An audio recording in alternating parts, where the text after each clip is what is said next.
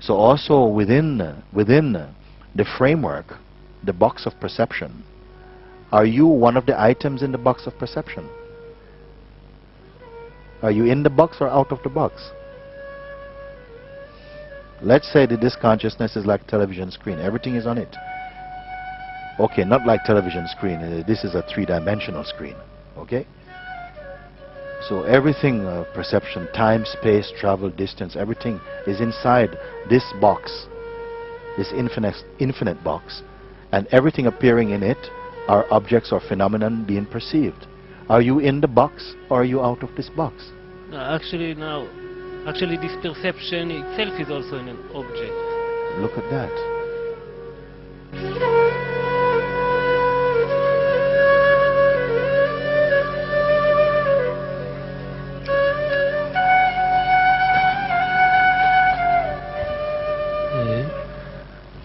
I see. I don't even know. It's confusing to say I see.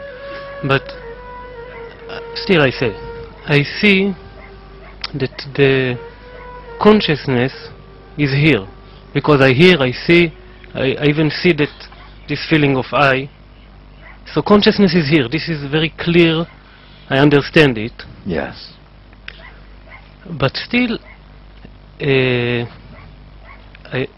I don't have this, I don't recognize myself to be this present consciousness. So I understand the consciousness is here, otherwise I couldn't, nothing would exist, nothing, there wouldn't be light on anything. Apart from the consciousness which is here, the one who says I see is where and what? Let's slow down, because I want you to really take time, and if it's not clear, then you can say, actually, could you repeat or something? You say, I can see, it's obvious, I can deduce, no, that consciousness must be here, because my senses are functioning, they can only function when the consciousness is present, no? When the consciousness is not present, the senses, body may be here, but there's no cognition, there's no interaction. Now the consciousness is here, the light of consciousness is here, so this functioning is here. Also, I'm aware that I'm here. So, you who are here, appearing in consciousness also, are you referring to yourself as also an image in consciousness, a movement, an object in consciousness?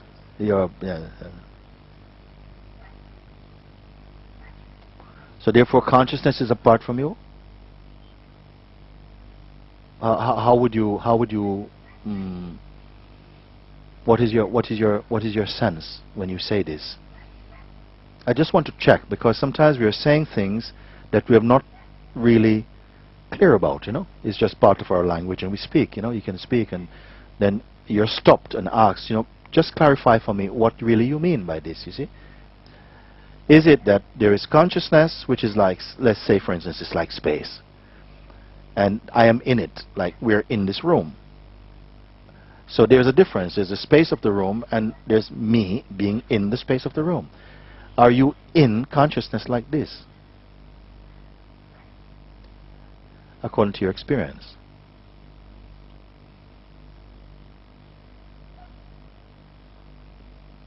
You started off by saying perfectly, I am aware that consciousness is here because my senses are functioning, and they can only function with consciousness and the vital force, say for instance.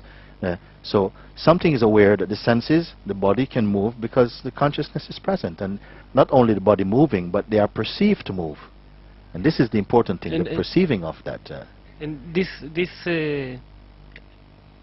like the feeling is when I come to think, like, so it feels like all this I thing is only a thought. And let's go back to this point. Hold that for a moment. The point I mentioned is that not only are objects moving about, but they are perceived to be moving about.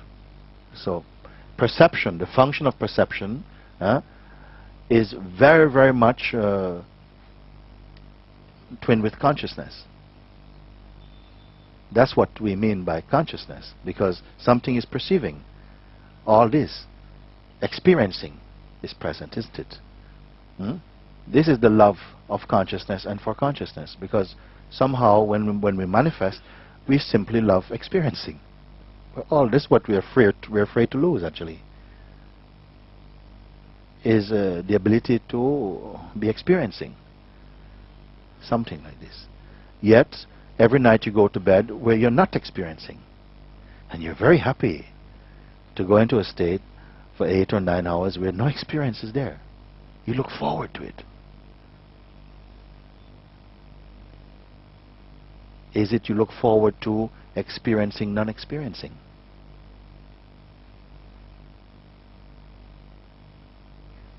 Is it that experiencing also is demanding? Who knows? But essentially that there is perception, there is perceiving. You perceive the senses and the body is moving, otherness, perception of otherness and world, movement, time, space, relationship, all of this, perceiving.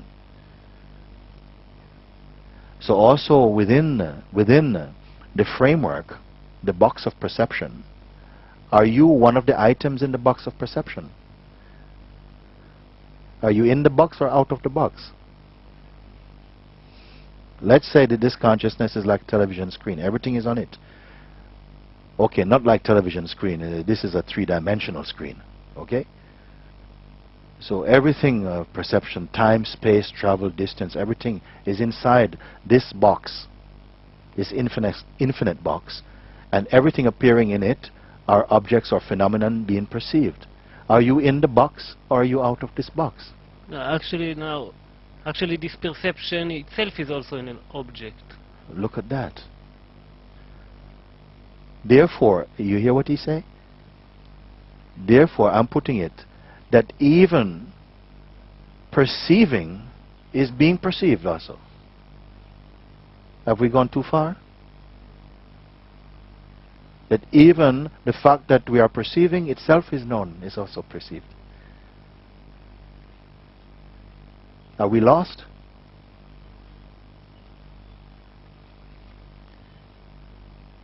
Don't listen just mentally. You know you're perceiving. No?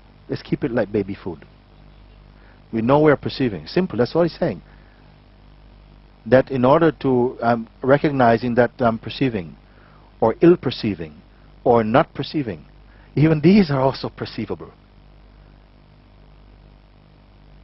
So this must testify to something earlier than all of this. Can we comment about that? From where are you looking? From where are you looking? And as what are you looking? This is not just a thinker's question, please. It's the Buddha's question.